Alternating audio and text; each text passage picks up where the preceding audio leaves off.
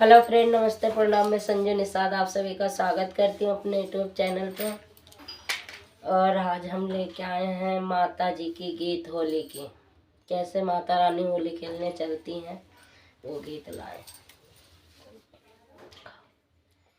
होली खेलन फाग भवानी चले, होली खेलन फाग भवानी चले, होली खेलन फाग भवानी चले, होली खेलन फाग भवानी चले।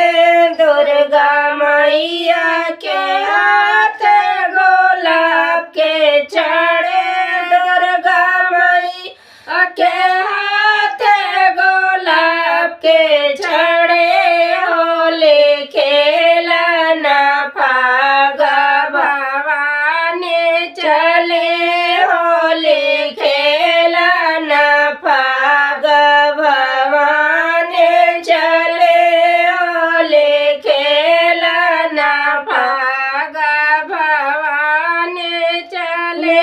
काली मैया के हाथ गुलाब के चढ़े, काली मैया के हाथ गुलाब के चढ़े, होली खेलन फाग भवानी चले, होली खेलन फाग भवानी चले, होली खेलन फाग भवानी चले।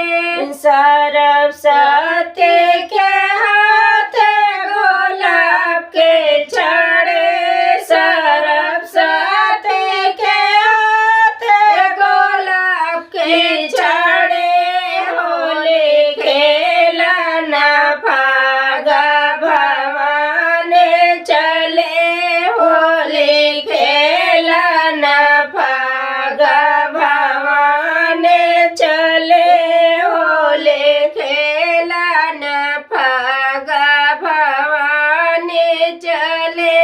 शीतला मैया के हाथ गुलाब के चढ़े, शीतला मैया के हाथ गुलाब के चढ़े, होली खेलन फाग भवानी चले, होली खेलन फाग भवानी, होली खेलन फाग भवानी चले, होली खेलन फाग भवानी चले। पहाड़ वाली मैया के हाथ गुलाब के चढ़े, पहाड़ वाले मैया के हाथ गुलाब के चढ़े, होली खेलन